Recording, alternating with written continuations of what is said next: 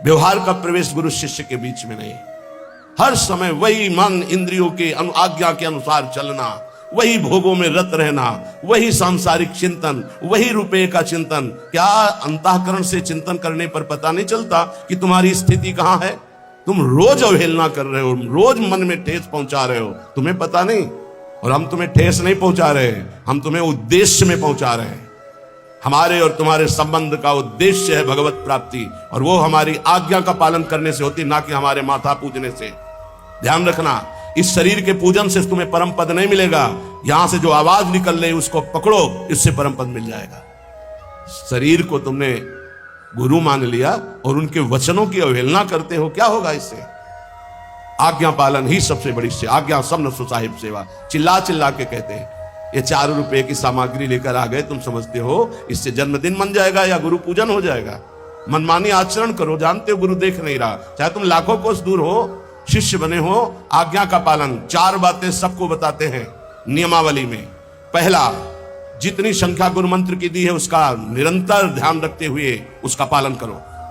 दूसरा, आचार्यवाणी का पाठ नित्य होना चाहिए।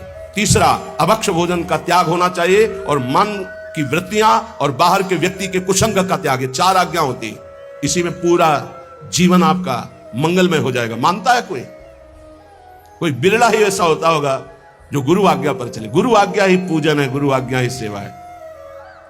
व्यवहार का प्रवेश गुरु शिष्य के बीच में नहीं है। आज जगत में गुरु शिष्य का संबंध केवल व्यवहार का माना जाता है। नहीं, तो जितनी आज्ञा में चले वही प्यारा शिष्य।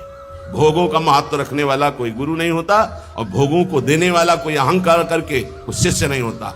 शिष्य के पास कुछ है ही नहीं गुरु के देने के लिए, क्योंकि उसने सर्वस्व अर्पित कर दिया, वो सेवक मात्र है। सकल समर्पण प्राण धन। गुरुदेव का है, आज्ञा करे तो प्राण दे दूं, तो मेरा क्या है? और गुरुदेव जो तत्व के ज्ञाता है, वो माया रचित वस्तुओं पदार्थों में प्रियता रखते हैं क्या? अभी समझे ही नहीं गुरु शिष्य के संबंध को। गुरु निरपेक्ष, शिष्य आसक्त गुरु पर।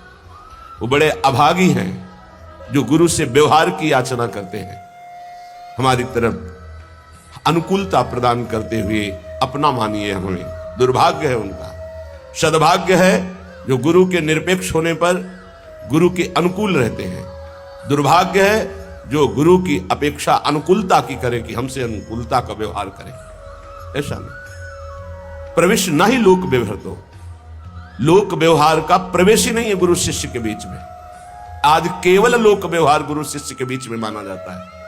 केवल लोक, परमार्थ का परिचय नहीं कि गुरु से हमारा जो संबंध है उसका मतलब क्या होता है।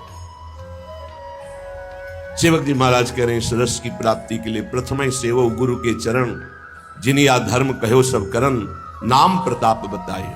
जो हरिवंश नाम अनुसरहो, निशिदिन गुरु को सेवन करहो, सकल समर्पण प्राण धन, गुरु सेवा तज करहि जबानी, यह अधर्म यह सब हानि, कान्य न रसिकन मेरा। यहां कह रहे गुरु नाम मन्ने था, अन्यथा कर दो उनकी बात को, यदि नाम रूप लीला धाम से बिलक करते हैं। बस ये बहुत जोर की बात समझनी। एक संत भगवान आए थे हिमालय की तरफ से। उन्होंने कहा कि कबीर साहब ने कहा है गुरु करे 10 पांचा। महापुरुषों के वचन उपहास में भी कभी, विनोद में भी कभी असत्य नहीं होते। तो आपका इसमें क्या भाव है कि गुरु करे 10 पांचा? उनको पूरा दोहा याद था, हम तो इतने शब्द केवल याद किए। गुरु करे 10 पांचा, 10 5 अर्थात जब तक हमें विश्राम ना मिले तब तक हमें आगे बढ़ते रहना चाहिए। जिनके वचन से, जिनके दर्शन से, जिनके संभाषण से हमारा हृदय परमानंद स्वरूप प्रभु में आकर्षित होकर दोष रहित हो रहा है, वही गुरुदेव हैं।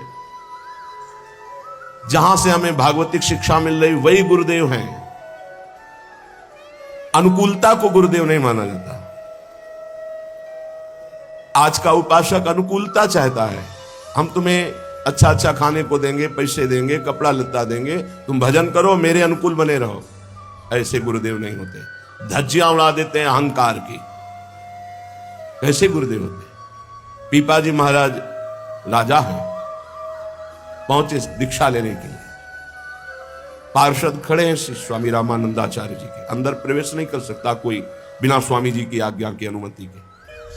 स्वामी जी महाराज, पीपा जी महाराज आए, उन्होंने कहा कह दो राजा पीपा जी आए हैं, आपके दर्शन करना चाहते हैं। क्या जरूरत है इन राजाओं की, कह दो जाओ यहां से। गए और कहा स्वामी जी महाराज का ऐसा आदेश है। वो सच्चे शिष्य थे, उनका कोई त्रुटि हो गई हमसे, राजा और राजपना और वैभव, ये त्रुटि हुई, सब हटाया, साधारण वस्त्र पहने और दरबार में फिर कहा नीच अधम पीपा आया है, पूज्य महाराज जी से कह दो श्री चरणों के दर्शन करना चाहता है। सेवक वापस आता है, स्वामी जी की आज्ञा, यहां खड़े क्या कर रहे हो, वो कुआं है उसमें गिर के मर जाओ, जाओ। चल पड़े। सेवक बताता जा रहा, स्वामी जी बिल्कुल कुआं के नजदीक पहुंच गए, अब बस गिरने ही वाले, रोक लो उनको, ए रुक जाओ, स्वामी जी का आदेश है, कदम वापस आओ। चलो स्वामी जी के दर्शन करो। वो सदैव पर्दे में रहते थे, स्वामी श्री रामानंदाचार्य जी पर्दे से बात करते, जब तक अधिकारी नहीं तो पर्दा नहीं हटाते थे, अगर बात भी करेंगे तो पर्दा लगा के करेंगे, आप डायरेक्ट उनको नहीं देख सकते। स्वामी जी महाराज ने पर्दा हटवाया, क्यों? क्योंकि राज्य का अहम त्यागा और प्राणों का मोह त्याग दिया, अब शिष्य बनने का अधिकारी है। जाओ, अभी गुरु मंत्र नहीं देंगे, हम आकर देंगे तुम्हारे राज्य में स्वयं आकर। जी, आज से हमारा जीवन आपके चरणों में समर्पित है, जब उचित समझना तब आकर कृतार्थ कर देना। ये समर्पण यहां व्यवहार का समर्पण माना जाता है। गुरु हमारे अनुकूल चले, हमारा व्यवहार कर स्वीकार करें। प्रवेश ना ही लोक व्यवहार, हो गुरु शिष्य के बीच में लोक व्यवहार का प्रवेश नहीं है, सिर्फ परमार्थ का संबंध है। बोले गुरु पूजन करना है, गुरु पूर्णिमा है या अमुक उत्सव है, गुरु पूजन किसे कहते हैं? चंदन लगा दिया, माला पहना दिया, कुछ भेंट रख दिया, फल फूल रख दिया, इसे व्यवहार कहते हैं, पूजन नहीं कहते। ये व्यवहार है। और प्रवेश नहीं लोक व्यवहार, तो गुरु शिष्य के बीच में व्यवहार का प्रवेश नहीं, तो पूजन किसे कहते हैं? पांचों ज्ञानेंद्रियां और पांचों कर्मेंद्रियां और अंतःकरण चतुष्टय आपकी आज्ञा में रहेगा, पूरा समर्पण आपका, सकल समर्पण प्राण धन। गुरु सेवा, क्या हमारी इंद्रियां, हमारा मन, हमारा प्राण आपके चरणों में समर्पित है। जो आज्ञा करोगे वचनम करिष्ये, तो मैं वही करूंगा जो आप आज्ञा करोगे। यह है पूजा, और ऐसी पूजा करने वाले शिष्य को श्री जी की प्राप्ति होती है, भगवत तत्व का बोध होता है। लेकिन प्रायः मनमानी आचरण करे, किलो 2 किलो आकर फल चढ़ा दे, 1-2 लाख रुपया चढ़ा दे, वस्तुएं भेंट कर दे, सोचे गुरु को प्रसन्नता हो जाएगी। तो जो गुरु नहीं है उसको प्रसन्नता हो जाएगी, जो गुरु है उसको प्रसन्नता नहीं होगी। गुरु आ ब्रह्म होनान लोकान पुनरावर्तिनो अर्जुन, ये ज्ञान है उनको। आ ब्रह्म स्तंभ पर्यंतम सर्वम मायामयम जगत, ये ज्ञान है उनको। तो इन भेंट और वस्तुओं से जो प्रसन्न होते हैं वो गुरु नहीं होते।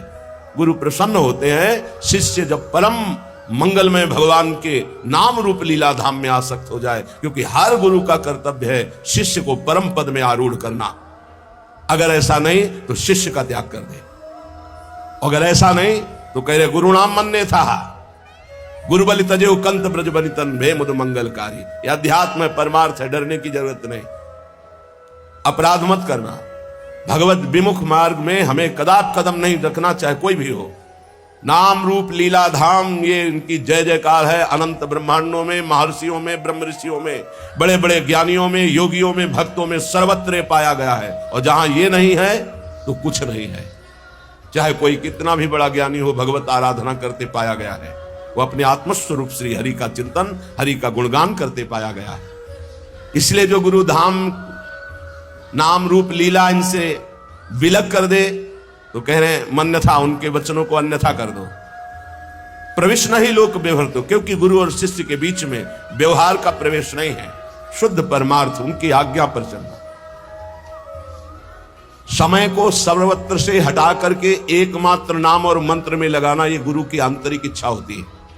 लेकिन ये बहिर्मुख समय को काटने के लिए व्यवस्था करते कि मेरा समय कैसे कटे, इसलिए व्यवहार की व्यवस्था, व्यवहार की स्थापना करते हैं। व्यवहार परमार्थ से विमुख करने वाला होता है। परमार्थ में स्थित महापुरुष व्यवहार को भी परमार्थ बना लेता है, लेकिन व्यवहारिक व्यवहार में ही फंसा रहता है, परमार्थ को नहीं जानता है। हम महापुरुषों की होड़ नहीं कर सकते कि वो महापुरुष व्यवहार में लग गए हैं तो हम भी व्यवहार में लग जाए। वो व्यवहार में नहीं लगे, वो परमार्थ को व्यवहार में उतारा और व्यवहार को परमार्थ बना दिया। वो आप व्यवहार से व्यवहार में ही हैं, परमार्थ का बोध नहीं है, तो आपका गुरु के वचनों में प्रवेश नहीं है, समझ नहीं पाएंगे। कुछ लोग समझते हैं कि हम कुछ गुरु को दे करके और संबंध की पुष्टता रखते हैं। गुरु को क्या देना है? तुम क्या समझते हो गुरु को? भिखमंगा जानते हो क्या? नहीं माना क्या गुरु साक्षात परब्रह्म? जब परब्रह्म माना है तो कुछ देकर तुम उन्हें प्रसन्न कर सकते हो। वो कुछ लेने वाले हैं, अरे वो सर्वस्व देने वाले हैं। अपना जीवन, अपना प्राण, सर्वस्व मंत्र दे दिया, उनको तुम क्या दोगे? कितने गुरुद्रोही हो। उनके वचनों की अवहेलना करके मनमानी व्यवहार की स्थापना, व्यवहार में चलना। अरे जहां श्री जी हैं वहां पहुंचाने के लिए गुरुदेव हैं, तब भगवत मार्ग का प्रकाश होता है। इसलिए श्रीपाद कह रहे जो नाम रूप लीला धाम से विलग कर दे। बड़ी विडंबना है जीव की, बड़ी विडंबना है। देहाभिमानी जीव पुजवाना चाहता है, भांटगिरी गुरु से करवाना चाहता है। भांटगिरी का समझते हो? अरे वाह भाई वाह, इनके जैसा, प्रिया जैसा कोई नहीं, लाल जैसा कोई नहीं, प्रिया लाल जैसा कोई नहीं। तुम्हारे जैसे मच्छर अनंत ब्रह्मांडों में पैदा होते हो, मरते मिटते रहते हैं। भगवान का दास तुम्हारी भांटगिरी करने के लिए नहीं आया हो, भगवान का भाट है, वो भगवान का जस गाता है। मत चित्ता मदगत प्राणाबोधयंता परस्परम कथयंत च माम नित्यम तुष्यंत च रमंत च। अगर हम सब अपनी मर्यादा में स्थित रहे तो कौन ऐसा जगत में जिसका मंगल ना हो सके। हमें अपनी मर्यादा भूल गई, हम विषयों को प्रिय मानने लगे, विषय दाता का भांटगिरी करने लगे, वाहवाही करने लगे। इसीलिए उनका अर्थ के प्रति ममत्व, भोगों के प्रति ममत्व और दृढ़ हो गया कि जब ये हम गुरु जी के देते तो गुरु जी मुस्कुरा देते। जबकि उल्टा होना चाहिए कि गुरु की दृष्टि पड़ते ही पता चलना चाहिए मैं किसी काम का नहीं गुरु के। अगर मंत्र नहीं, नाम जप नहीं, साधना नहीं तो गुरु की मुस्कुराहट नहीं। ये मार्ग है परमार्थ का। तब लग जोगी जगत गुरु जब लगी रहा निराश, और जब आशा मन में भई तो जग गुरु जोगी दास है। परमार्थ है। परमार्थ को समझना, परमार्थी किसी महापुरुष की लंगोटी धोने पर, उसकी चरण रज में लोटने पर परमार्थ का ज्ञान होता है, शास्त्रों के केवल स्वाध्याय से नहीं। नहीं तो शास्त्र स्वाध्याय करके सब परमार्थी हो जाते हैं। नहु गणित तत्तपसा न याति न चेज्या न निरूपणात् ग्रहाद्वा न छंदसा। छंदसा वेद श्रुतियों को कहते हैं। वेदों के स्वाध्याय से तत्वबोध नहीं हो जाता। गृहस्थ धर्म का पालन, सूर्य चंद्र आदि की उपासना, इनसे तत्वबोध नहीं हो जाता। नहीं जलाग्नि सूर्यो तो कैसे होता है? बोले बिना महात्पाद रजो विषयकम, महापुरुषों की चरण रज में लौटने से। कल कुछ विरक्त जन आए, उन्होंने कुश चढ़ाया, इतना सुख मिला कि जैसे पूर्व स्मृति की उपनिषदों में जब जाते हैं विरक्त जन गुरुजनों के पास तो दुर्वांकुर और कुश अंकुर ने किया। बड़ा सुख मिला कि आज पहली बार किसी ने भेंट चढ़ाई अकिंचन भाव से, और प्रियाजू का जस, प्रियाजू के और वैदिक मंत्रों का उच्चारण, हृदय से उनका आदर करने का भाव। आज हम केवल महत्व बुद्धि अर्थ में, केवल दिमाग में रुपया, केवल दिमाग में भोग सामग्री, परमानंद प्रदान करने वाला या अध्यात्म, ब्रह्मा तक के वैभव को भी ये वमन और विष के समान अनुभव कराने वाला अध्यात्म आज अर्थ प्रधान बुद्धि कर दिया कलयुग ने। अर्थ प्रधान बुद्धि श्रीपाद 500 वर्ष पहले कह रहे हैं। जिसके संग से प्रिया प्रीतम का रंग, नाम रूप लीला धाम का रंग चढ़े, अगर कोई इनसे विलग करे अन्यथा, उनकी आज्ञा का गुरु नाम अन्यथा, उनकी बात अन्यथा कर दो। क्योंकि गुरु शिष्य के बीच में व्यवहार नहीं, परमार्थ का है। परमार्थ समझना ही नहीं चाहते, समझना ही। बोले बिना गुरुमंत्र के कल्याण हो जाएगा? ये राधा नाम बोल रहे हैं माइक से, तुम्हें गुरुमंत्र नहीं समझ में आ रहा है? अगर राधा राधा और सच्चे आचरण करोगे तो सब अपने आप मिल जाएगा। लेकिन नहीं, आपको केवल वो पास दिखाना है कि हमको ये मिल गया, हमको ये मिल गया। है कुछ नहीं, कुछ नहीं। क्यों? पाए रतन चीन्हो नहीं दीन्हो करते डारी, ये माया श्री कृष्ण की मोहे सब संसार। हाय हाय जिसमें रुपया पैसा भोग सामग्री, उसी में फिर हाय हाय। क्या संसार का त्याग किया? क्या अंदर से राग का त्याग किया? कौन से अनुराग के मार्ग पर कदम तुम्हारे बढ़े? ये साधक को ध्यान रखना चाहिए। यहां व्यवहार की कोई सत्ता नहीं, यहां परमार्थ को ही प्रधान मानना संबंध होता है गुरु शिष्य का। कुटुंबाद्ये दीने द्रवन कृपया नो भवसितो, सकृत स्नेह वृंदावन मनुहठान निस्सर सखे। हे सखे, हे मित्र, ये परिवार के लोग जब तुम परमार्थ में चलने के लिए कमर कसोगे तब ये दो वचन बोलेंगे, एक तो दीन वचन और एक कटु वचन। दीन वचन, बहुत भजन करने लगे हो, देखो आज से तुम्हें हमारी कसम है, अगर तुम माला जपोगे ना तो फिर ध्यान दीजिए, हम आपके बिना जी नहीं सकते। दीन वचन, ऐसे प्रियता के वचन भगवत मार्ग में। और कट वचन, आज से अगर भजन किया ना तो हम आत्महत्या कर लेंगे। ऐसे हमारे सामने उपस्थित हुए हैं जन, जिनके परिवार के जनों ने ऐसा। हाँ, कभी ये शराब पीने गया तुमने मना किया, कभी व्यभिचार करने गया कहा कि आज से अगर कभी व्यभिचार करोगे तो फांसी लगा लेंगे, कभी नहीं। माला लेकर अगर सत्संग सुनना शुरू किया, भजन शुरू किया तो तुम परिवार हो उनके। तुम्हारे जैसा दुश्मन और कौन हो सकता है संसार में। जाके प्रिय न राम वैदेही तजिए ताहि कोटि बैरी सम जद्य परम स्नेही। अगर परमार्थ में कमर कसा है, गुरु चरणों का आश्रय लिया है, तो शब्द कान में बैठा लो। केवल माया सत्य सच्चिदानंद प्रभु सबके हृदय में, उन पर दृष्टि रखो और उनको प्यार करो, और बाहरी शब्दों का कोई आदर नहीं। कुटुंबाद्य दीने द्रव न कृपया, द्रवित मत हो जाना इनके वचनों में और भयभीत मत हो जाना इनके वचनों में, कुछ नहीं होता। ये माया केवल बातें हैं, फिर सब वैसे ही राग रंग में मगन है।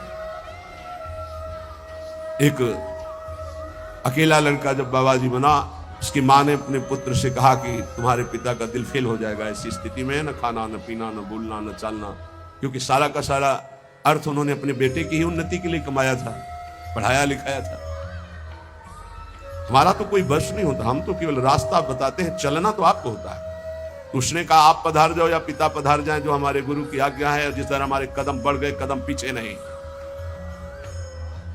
बहुत आनंद से हैं दोनों, कुछ नहीं होता। ये माया केवल अपना आकर्षण करके तुम्हें परमार्थ से गिराने की बात करती है।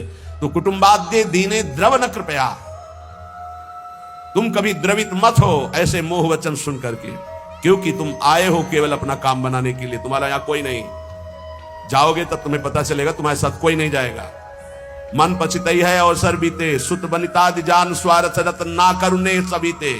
इन शरीरों से प्रेम मत करो, शरीरों में बैठे हुए गोविंद से प्रेम करो। गोविंद को नहीं जानते हो तो जानने की कोशिश करो। शरीरों को तुम जान नहीं पाए, कब कैसे कहां नष्ट हो जाएंगे कोई भरोसा नहीं इनका। जिनको तुम प्रिय पुत्र मानते हो, पति मानते हो, पत्नी मानते हो, वो गोविंद ही अंदर बैठा हुआ है, और वो अंतर ध्यान हो जाएगा तो तुम इन शरीरों को आग लगा दोगे। तुम इन शरीरों को प्यार करते हो, पर प्यार करते हुए भी नहीं करते। तुम उस अव्यक्त परमात्मा को प्यार करते हो जो सबके हृदय में बैठा है, पर उसे जानते नहीं हो, उसे मानते नहीं, इसलिए दुर्गति को प्राप्त हो रहे हो। नो भविष्य, अब ये संसार में डूबने का अवसर नहीं है, निकलो।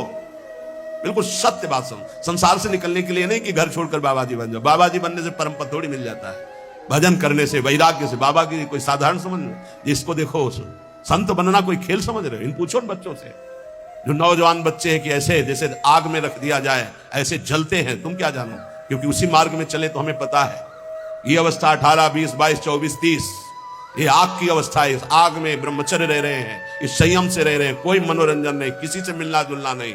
प्रणाम है, भगवान की बड़ी कृपा है इनके ऊपर, जो ये अपने धर्म में टिके हुए लक्ष्मण रेखा के अंतर्गत जीवन को समर्पित किए हुए।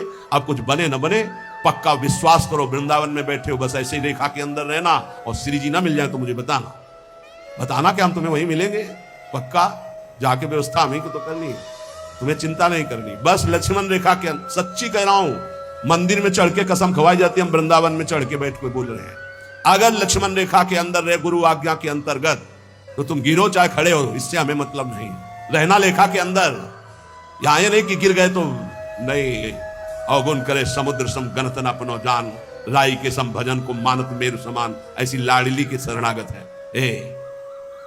वृंदावन ही प्रभाव सुन अपनो ही गुण देत, जैसे बालक मलिन को मात गोद भर लेत। माँ ये नहीं देखती कि बालक सोच लपेटे है, माँ देखती सिर्फ बालक है मेरा, दूसरे देखते हैं सोच लपेटे।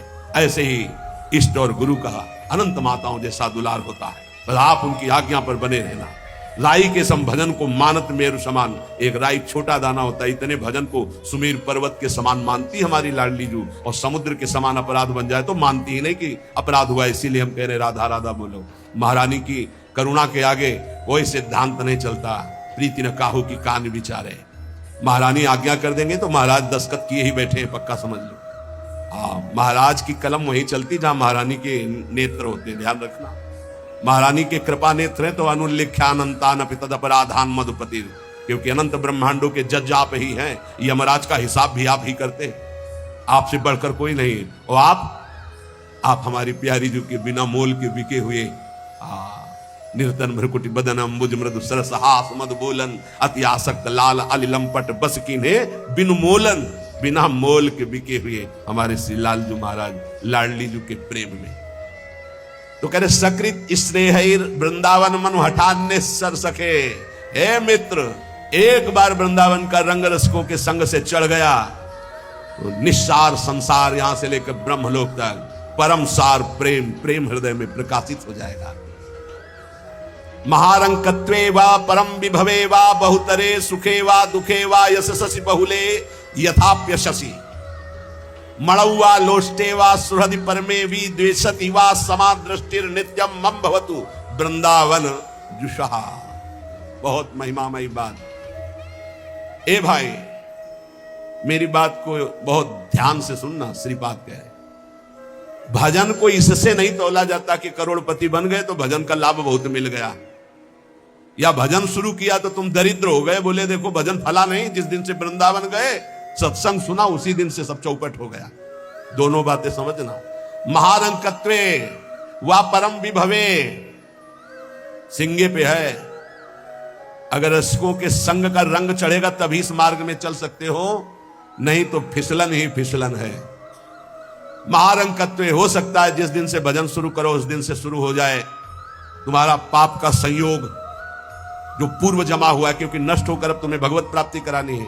कल एक साधक भारी रोग से ग्रसित, और वो बोला कि हमें लगता है कोई वैष्णव अपराध बन गया। क्यों? नहीं, ये शरीर में। अरे बावरेपन में हम कह रहे हैं शरीर रोग से ग्रसित है तो बुद्धि को तो स्वस्थ रख ले। बुद्धि रोगी हो गई तो शरीर स्वस्थ होने पर भी महान नरक जैसा उसको दिन और रात व्यतीत होता है, नारकी भोगों का चिंतन करते हुए। हे, कोई अपराध तब बनता है जब अहंकार होता है, ध्यान रखना। और तुम जो सब शरणागत हो रोज ऐसा मंजना लगता है कि तुम्हारे अहंकार चढ़ पाएगा। रोज बर्तन मांजा जाए तो चाहे जितना गंदा हो एक दिन चमकने लगता है। ये सत्संग भाग भर मत जाना, पक्का समझना। जितने बैठे हो अनुभव कर लेना, जहां कमजोरी है यही लगेगा सिर्फ मेरे लिए बोला जा रहा है। और सत्य मानना, ये सत्संग है, ये सार्वजनिक भगवदानंद के लिए किसी व्यक्ति का लक्ष्य करके नहीं, सार्वजनिक सार्वभौम सत्संग होता है। शरीर का रोगों से ग्रसित हो जाना या कोई विपत्ति आ जाना ये हमारे पूर्व अपराध का है, पूर्व पाप का है। वर्तमान में यदि वैष्णव अपराध होगा तो शारीरिक दंड नहीं मानसिक दंड होगा। क्या? आपका भजन रोक दिया जाएगा। तत्कालिक आप बहुत शुद्ध वैष्णव पवित्र हृदय के हैं, अगर कोई त्रुटि हो गई तो तत्कालिक दंड मिलता है। खोपड़ी दीवार में लग गई, चबेटा लग गया, दांत से जबान कट गई, अचानक कोई ऐसी घटना घट गई, थोड़ी मोड़ी चोट, ऐसा असाध्य रोगों का सृजन पूर्व शरीर रचने के पहले ही होता है, जो पूर्व पाप से है। आज हम भजन कर रहे हैं लेकिन पूर्व पाप रचित इसमें जो सृजन किया गया रोग वो पहले का है, आज से थोड़ी उत्पन्न हुआ है। तो साधक को बहुत विवेकवान रहना चाहिए, नहीं तो अब हमारा शरीर अस्वस्थ और बुद्धि अस्वस्थ, यही मूर्खता नहीं। शरीर स्वस्थ और बुद्धि स्वस्थ है तो हम परमानंद में मगन ठिंगे पे रखा है। हमारी बात को समझना। हमारी बुद्धि भगवदाकार है तो पूरे शरीर में कीड़ा पड़े हो, गलता लगाओ तो कुछ फर्क नहीं है। और बुद्धि विषयाकार है तो चाहे एसी में बैठे हो जलोगे, देखा है।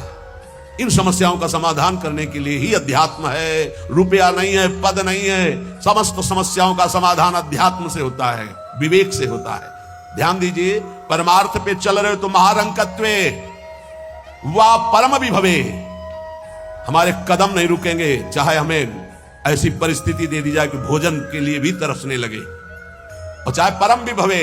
ऐसा होता है, ये ना सोचे दोनों बातें होती है।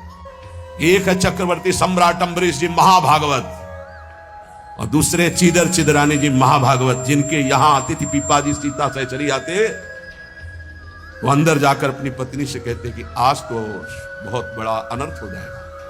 उनका क्यों भगवान? बोले बहुत बड़े संत अतिथि आए और आज हमारे पास कुछ नहीं है। जरा विचार करना, उनके घर में दरवाजे और खिड़की भी नहीं रह गई थी। क्यों? संत आते तो खिड़की बेचे आए, 4 मुट्ठी चावल उबाल कर उनको पवा दिए, दरवाजा बेचे। मिट्टी का पात्र था जिसमें रसोई अमनिया करते थे, कुछ नहीं रह गया था जो बेचा जा सके। एक वस्त्र शरीर में था चिदरानी जी के। उन्होंने कहा भगवान अतिथि भूखा नहीं जाएगा। पढ़ के देख लो भक्तमाल जी में श्री नाभाजी ने चरित्र लिखा, जो दिव्य दृष्टि संपन्न महापुरुष। कहा कैसे? बोले वस्त्र है ना कुछ तो बिक ही जाएगा, तो अतिथि को कुछ ना कुछ 4 मुट्ठी चना ही मिल जाएगा, अतिथि तो भूखा नहीं जाएगा, संत तो भूखे नहीं जाएंगे। और महाभागवत जिनके दर्शन करने द्वारिकाधीश के दिव्य दर्शन करके सीता सहचरी और पीपा जी आ रहे हैं, उनके दर्शन करने स्थिति क्या है? खाने पीने की तो बात जाने दो, पहनने के लिए भी सीधे वस्त्र नहीं, एक ही वस्त्र था चिदरानी जी के, उतार के दे दिया। बेचा जाके जो कुछ भी था, जो कुछ भी रूखा सूखा पत्तल में लगाया और बाहर पीपा जी सीता सहचरी के साथ पाव हुआ। वो समझ गई, स्थिति महारानी थी बहुत प्रवीण, समझ गई कि भोजन देख के समझ गई कि स्थिति क्या, घर देख के उनकी वेशभूषा। तो उन्होंने कहा कि भक्तानी जी को भी बुलाओ, चारों बैठ कर बातें जो भी है। वहां नहीं आप पाइए, वो तो रसोई में है। उनका फिर क्या होता, मैं रसोई से लिवा लाती हूँ।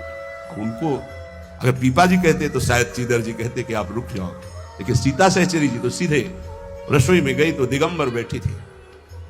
समझ गए, देखते अंदर घर का हाल देखकर उनको आंसू आ गए, क्योंकि महारानी रह चुकी है, वो स्वयं तो परम वैराग्य से रहती थी, टाट लगा के, महारानी होते हुए भी टाट लगा करके भगवान की भक्ति में। सीता सहचरी जी बहुत ही ज्ञान संपन्न देवी, देखते ही उनको समझ में आ गया कि वो अकिंचनता की हद है इनके घर में, खाने के लिए दाना नहीं, कहीं कुछ नहीं। तो उन्होंने कहा देवी तुम निर्वस्त्र कैसे बैठी? था उन्होंने कहा, हमने सुना था आप द्वारिकाधीश के दर्शन करके आ रही, तो जब मिलेंगी तो रूप माधुरी का वर्णन करेंगी प्रभु की। क्या इस नासवान शरीर की चर्चा चला दी?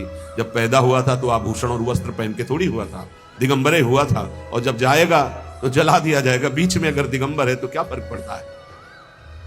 बाहर आई और पीपा जी से कहा, इनकी निष्ठा के आगे हम लोग कुछ नहीं। उनको था कि राज सुखों का त्याग करके कष्ट पूर्वक भगवान का भजन करते हैं, ये अद्वितीय रहनी है। पर उन्होंने कहा जो चीदर चिदरानी जी की रहनी, उसके सामने हम कुछ नहीं है। पूरी स्थिति बताई तो पीपा जी कांप, ऐसी स्थिति देखो, महारंकत्वे अम्बरीश जी चक्रवर्ती सम्राट परम विभवे, ये भक्तों में दोनों स्थितियां पाई जाती हैं। इन स्थितियों से भक्ति का कोई संबंध नहीं, ये पुण्य का संयोग बनता है तो मान वैभव संपन्न है।